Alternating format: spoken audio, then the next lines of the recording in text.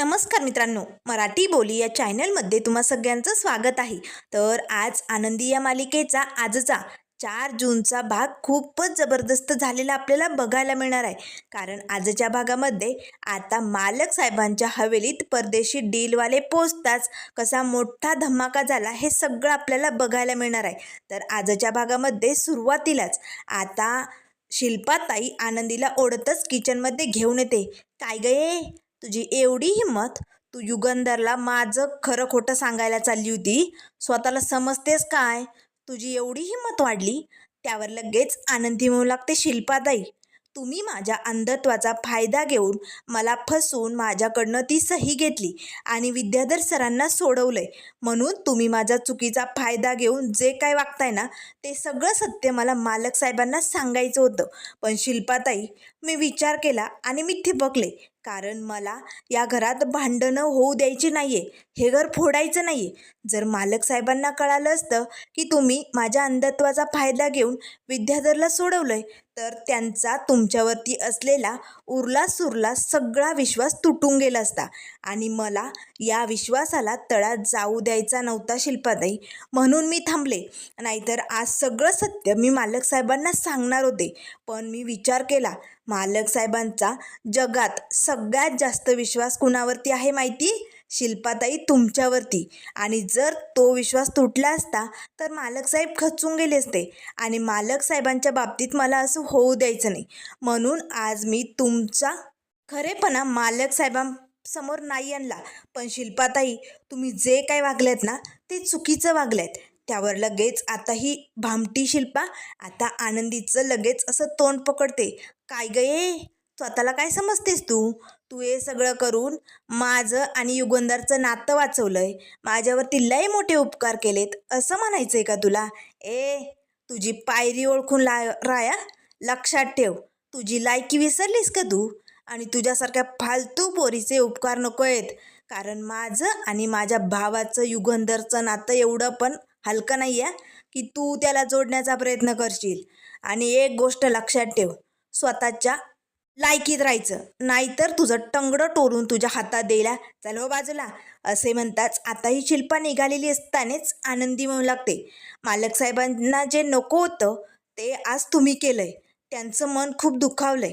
म्हणून तुमच्या वतीने मी आज मालक साहेबांची माफी मागितली. आता या शिल्पाला खूपच राग येतो. एक नाही दोन नाही, तडक ही शिल्पा तिकडनं निघून जाते. तर आता हा विद्याधर मात्र तडक आता इन्कम टॅक्सची रेड पडणार म्हणून तातडीने निघालेला असतो. तो गाडीत बसणार. तेच पाठीमागनं धनश्री धावत येते. अहो थांबा की, अहो कुठे चाललाय, अहो थांबा की, असे म्हणताच आता ती विद्याधरचा हात पकडते. तेव्हा विद्याधर लगेच आता धनश्रीला बाजूला ढकलतो. डोंट टच मी, हात लावायचा नाही. कितीदा सांगितलं, मला तुझा स्पर्श आवडत नाही, दूर हो. काय कटकट माझ्या मागे मागे? त्याच वेळेस धनश्री म्हणू लागते, अहो मला ना नाही बघतो तुमचा झालेला अपमान आणि तुम्ही असं घर सोडून चाललाय. नाही बघवत हे सगळं. नका ना जाऊ असं घर सोडून. ऐका ना. त्यावर लगेच आता विद्याधर म्हणू लागते, मला काय करायचं काय नाही करायचं ते मी माझं बघून घे. तू निघ, तू घरी निघ. त्यावर धनश्री म्हणू लागते, का जाऊ मी? मला नाही आवडत त्या घराला जायला. कारण तुमचा तिथे अपमान होतो. तुम्हाला तिकडनं बाहेर काढलं जातं. ते युगंधर भाऊजी स्वतःला काय समजतात? या घराचे मालक ते एकटेच आहेत का? नाही या, तुम्ही पण या घरचे मालक आहात. म्हणून मला त्या युगंधर भाऊजींचा खूप राग येतो. असं वाटतं त्यांचा गळा दाबावा. आणि ती आनंदी, ती तर एक नंबरची भामटी. तिने खोटे नाटे आरोप लावून तुम्हाला फसवलं आणि तुम्हाला शिक्षा सुनावली.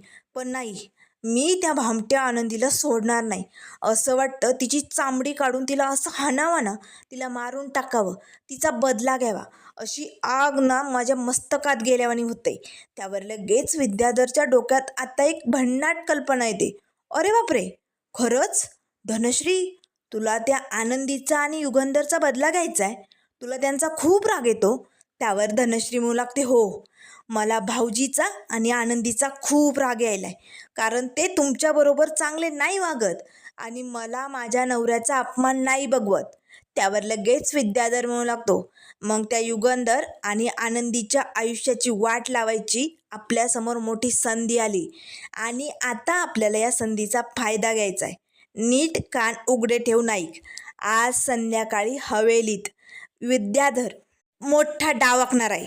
त्यात तुला त्याचा हात म्हणून त्याची साथ द्यायची. एक गोष्ट नीट ऐक बघ. आज त्या युगंधरच्या घरी करोडोंची डील फिक्स होणार आहे.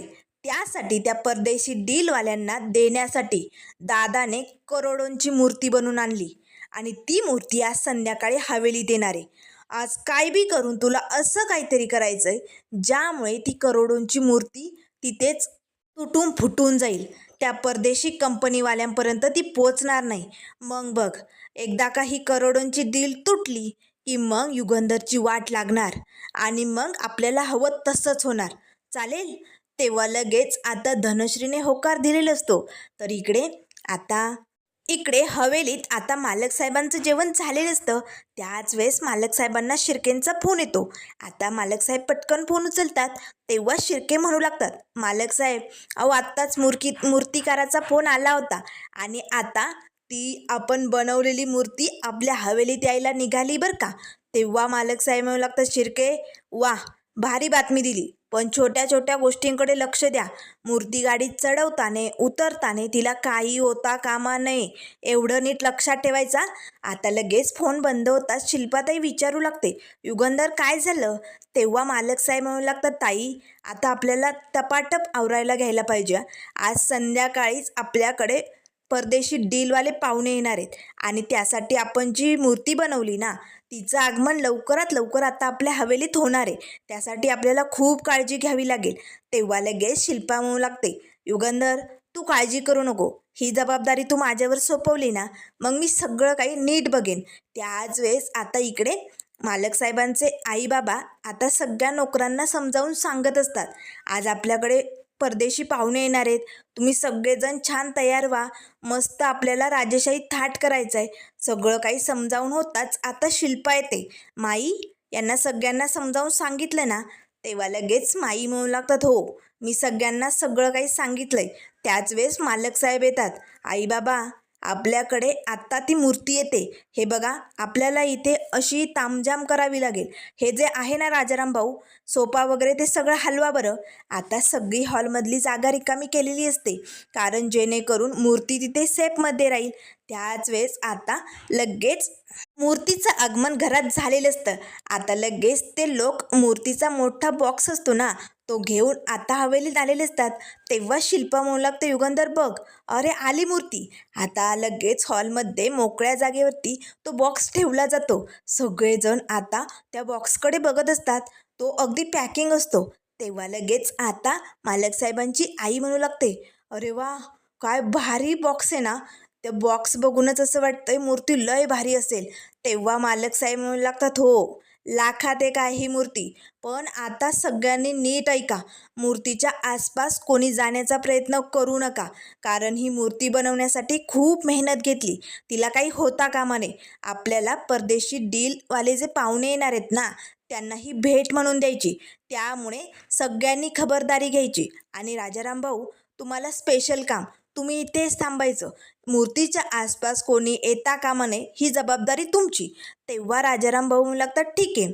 त्याच वेळेस आता धनश्रीच्या डोक्यात मात्र भन्नाट आयडिया चालू असतात.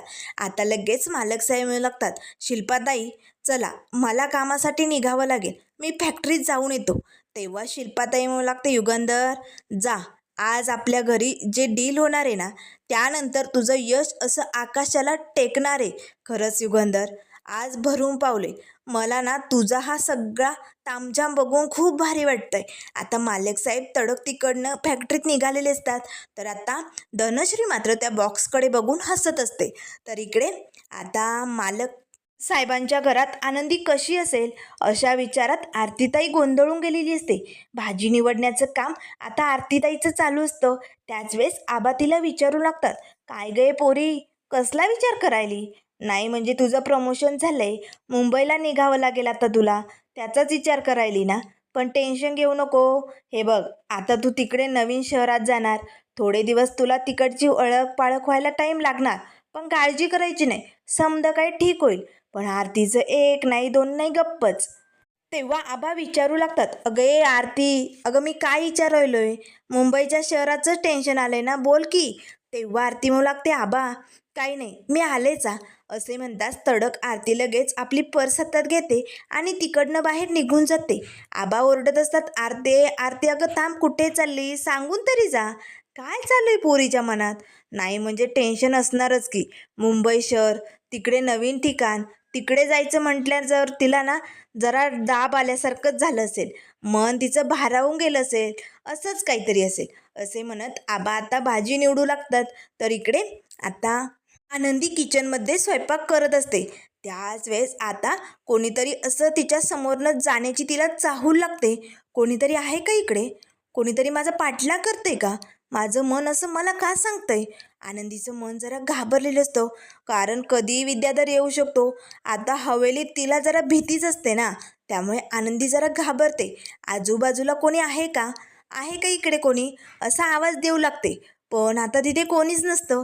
त्याच वेळेस आनंदीला आता पाठीमागे कोणीतरी आपल्या आल्यासारखं वाटू लागतं. आनंदी पटकन पाठीमागे वळून बघते.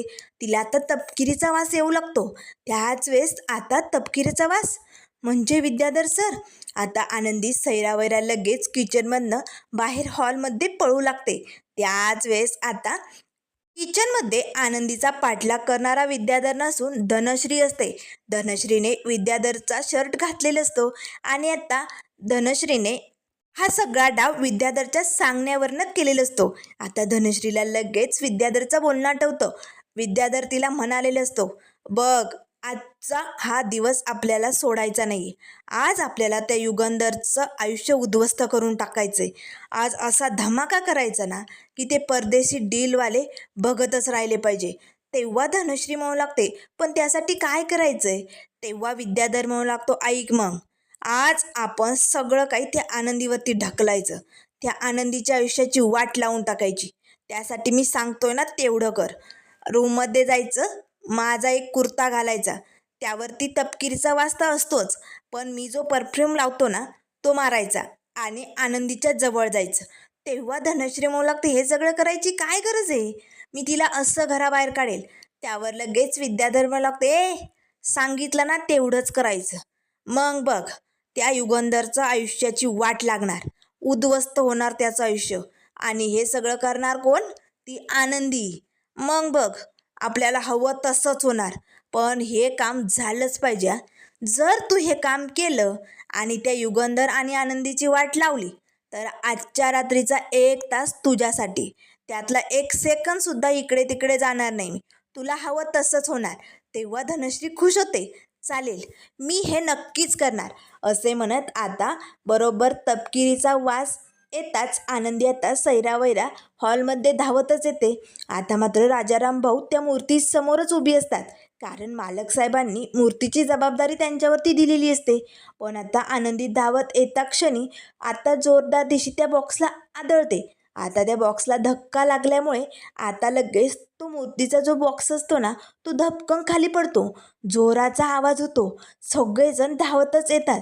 आता मात्र शिल्पा, मालक साहेबांचे आई वडील, सगळ्यांना मोठा धक्का बसतो. सगळ्यांनी आता डोक्याला हात लावले असतो, कारण करोडोंची जी मूर्ती बनवलेली असते ना ती आता इथे आनंदीकडनं फुटलेली असते. धनश्रीला मात्र खूप आनंद होतो. त्याच वेळेस आता आनंदी धपकन खाली पडते. आनंदीलाही मोठं टेन्शन आलेलं असतं, कारण तिच्याकडनं मोठी चूक झालेली असते. त्याच वेळेस आता शिल्पाताई लगेच आनंदीचा हात ओढतच तिला समोर ओढते. अगं ए पोरी, काय केलंस तू हे, तुला अक्कल नाही आहे का. अगं का अशी सैरा वैरा पळत सुटत असते, भूत मागे लागलंय का तुझ्या. अगं तू जे केलंय ना त्यामुळे आज काय होणार तुला माहिती. अगं अक्कल आहे की नाही तुला, बोल ना, तू काय केलंयस तुला ठाऊक आहे की नाही. त्यावर लगेच आता आनंदी म्हणू लागते, शिल्पाताई, विद्याधर विद्याधर सर. त्यावर शिल्पा म्हणू लागते, गप्पा बाईस, सतत विद्याधर विद्याधर काय करत असतेस ग. कुठे विद्याधर, दिसतो इथे, दाखव मला कुठे विद्याधर. हे जे केलंय ना त्याचं किती मोठं नुकसान झालं याची तुला अंदाज तरी आहे का, अक्कल आहे का तुला, सांग. आज तू मोठी चूक केली, तुला मी सोडणार नाही. त्याच वेळेस आता लगेच युगंधरचे बाबा समोर येतात. शिल्पा शिल्पा शांत हो ग. अगं नको ओरडू तिच्यावरती. अगं बघ ग, पोरगी घाबरली, घाबरून कशी पांढरी झाली बघ ना. त्यावर लगेच आता शिल्पा ओरडतच म्हणू लागते, ओ गप्पा बसा. पांढरी झाली नाही, पांढरी पाल येते. आणि तिने माझ्या भावाच्या आयुष्यात येऊन ना मोठी चूक केली. माझ्या भावाने युगंधरने का आणलं हिला आपल्या हवेलीत. दरवेळेस प्रत्येक वेळेस त्याच्यासमोर मोठं संकट उभं करते ही पोरगी. आणि आज तू काय केलंय माहिती? परदेशी डीलवाल्यांना देण्यासाठी जी करोडोंची मूर्ती बनवली ना ती फोडली तू. आता काय करायचं? बोल ना. परदेशी कंपनीवाल्याला काय उत्तर देणार आहे तू? सांग ना. माझा भाऊ काय सांगणार त्यांना? त्यांच्यासमोर अशी फुटलेली मूर्ती दाखवणार? बोल लवकर. त्यावर लगेच आनंदी म्हणू लागते, शिल्पाताई शिल्पाताई माझ्याकडनं मोठी चूक झाली हो, खरंच. पण मी तुम्हाला खरं सांगते, विद्याधर सर आले होते, मला तपकिरीचा वास येत होता. त्यावर लगेच आता शिल्पा म्हणू लागते, गाप.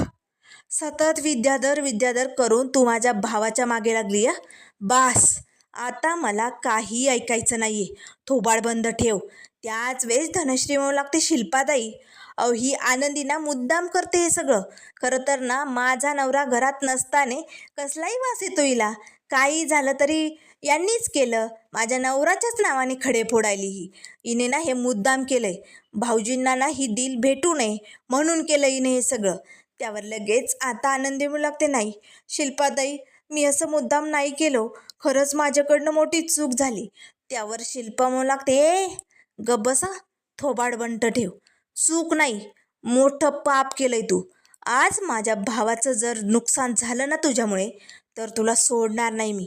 याची शिक्षा तुला भोगावीच लागणार. आणि ती शिक्षा तुला ही शिल्पा करणार. त्यावर लगेच आता माई समोर येतात. शिल्पा शिल्पा शांत हो. हे बघ, आत्ता आनंदीला शिक्षा करणं महत्त्वाचं नाही आहे. आत्ताच लवकरात लवकर युगंधरने सांगितलंय तसं हवेलीत परदेशी डीलवाले पाहुणे कधीही पोचतील आणि आपल्याला त्याआधी या मूर्तीचं काहीतरी करावं लागेल. ही तुटलेली मूर्ती कशी जोडायचं, तिचं काय करायचं हे बघावं लागेल. शिल्पा तू विचार कर. शिल्पा हे सगळं थांबव. अगं या आनंदीला शिक्षा करणं सोड आणि मूर्तीचं काय करायचं आता ते ठरव. शिल्पा ऐक माझं, शांत हो. तेव्हा लगेच आता युगंधरचे बाबा म्हणू लागतात, अगदी बरोबर. आपल्याला लवकरात लवकर युगंधरला याबद्दल कळवावं लागेल, नाहीतर पाहुणे येताच काय होईल सांगता येणार नाही आणि मग युगंधर खूप भडकेल. काय करायचं शिल्पा? बोल लवकर. मूर्तीचं काय करायचंय आता? कशी मूर्ती उभी करायची? त्यावर शिल्पा म्हणू लागते, नाही आपण काहीही करायचं नाही. कारण आपण जी चूक केलीच नाहीये त्यासाठी हातपाय आपण का मारायचे? जिने चूक केली ना तीच आता हे सगळं निस्तरणार. त्यावर लगेच आता मालक साहेबांचे बाबा म्हणू लागतात, शिल्पा आता आनंदी कशी चूक निस्तरणार? अगं मूर्तिकाराला ही मूर्ती बनवण्यासाठी 8 दिवस लागले. अगं करोडोंची मूर्ती ही अशी सहजासहजी आनंदी कशी ठीक करणार? नाही ग जमणार तिला. आपल्यालाच काहीतरी करावं लागेल. त्यावर लगेच आता शिल्पा आनंदीचं तोंड पकडते. ए पांढऱ्या पाली, माझ्या भावाच्या आयुष्यात येऊन ना तू त्याची वाट लावायची ठरवली ना, पण आता मी तुझी वाट लावणार. आज काय बी झालं तरी मूर्ती परदेशी पाहुण्यांसमोर उभी राहणार आणि ती तू करणार. त्यावर आनंदी म्हणू लागते, शिल्पाताई पण हे कसं शक्य आहे? तेव्हा शिल्पा म्हणू लागते, हा माझ्या भावाच्या इब्रतीचा प्रश्न आहे आणि युगंधरच्या इब्रतीसाठी मी कुठलंही पाऊल उचलू शकते. त्यासाठी मी कुठल्याही टोकाला जाऊ शकते आणि म्हणूनच आता मूर्ती म्हणून परदेशी पाहुण्यांसमोर तू स्वतः उभी राहायचंय मूर्ती बनून. आता मात्र सगळ्यांना धक्काच बसतो. तेव्हा लगेच माई म्हणू लागतात, शिल्पाताई काय बोलतेस तू? हे कसं शक्य आहे? तेव्हा आनंदी म्हणू लागते, मी मी कशी मूर्ती बनवून उभी राहणार? त्यावर शिल्पा म्हणू लागते, चूक केली ना मग निंबाळकरांच्या इब्रतीचा प्रश्न आहे. तुला मूर्ती बनवून पाहुण्यांसमोर उभं राहावंच लागेल. तू स्वतः मूर्ती बनणार. जोवर मूर्तिकार परदेशी पाहुण्यांना देण्यासाठी दुसरी मूर्ती बनवत नाही ना तोवर तो मूर्ती बनूनच राहायचं. चल निघ, तुला मूर्ती बनावंच लागेल. आता मात्र सगळ्यांना धक्का बसलेला असतो. त्याच वेळेस आता लगेच शिल्पा राजाराम भाऊजवळ येते आणि जोरदार दिवशी राजारामच्या कानाखाली ओढते. काय रे, फुकटचा पगार खातो. ही पोरगी धावत आली तेव्हा तू काय डोळे फाडून तिच्याकडे बघत होता का? तुला तिला पकडता आलं नाही? अरे मूर्ती फुटली तोपर्यंत काय करत होता तू? युगंधरने तुझ्यावर जबाबदारी सोपवली होती ना, मग तुला लाज नाही वाटत? आता मात्र राजाराम भाऊ एक नाही दोन नाही गप्पच. त्याच वेळेस आनंदी म्हणू लागते, शिल्पाताई माझा ऐका तरी. तेव्हा शिल्पा म्हणू लागते, तुला मूर्ती बनावंच लागेल. माझ्या भावाच्या इब्रतीचा प्रश्न आहे. चल मूर्ती बांध. आता मात्र त्यानंतर इथे संध्याकाळची वेळ झालेली असते. धनश्री मात्र खूप खुश असते. त्याच वेळेस मालक साहेब हवेलीत येतात. आता तोपर्यंत या शिल्पाने आनंदीला मूर्ती बनवून उभं केलेलं असतं. तेव्हा लगेच आता मालक साहेब येताच म्हणू लागतात, राजाराम भाऊ, अहो हे काय, हे सोपान ते इथे का लावलंय? मूर्ती कुठे ठेवली राजाराम भाऊ? त्याच वेळेस शिल्पा येते. युगंधर काळजी करू नको, सगळं काही ठीक आहे. चल मी तुला दाखवते. आता समोरच पडदा असतो. त्या पडद्याच्या आड आता आनंदीला मूर्ती म्हणून उभी केलेलं असतं. आता पडदा बाजूला करताच शिल्पा म्हणू लागते, बघ युगंधर, राजेशाही थाटात उभी केली तुझी मूर्ती, कसं वाटतंय? तेव्हा मालक साहेब म्हणू लागतात, वा ताई, अप्रतिम सजावट, एक नंबर भारी, लय भारी डेकोरेशन केलंय ताई.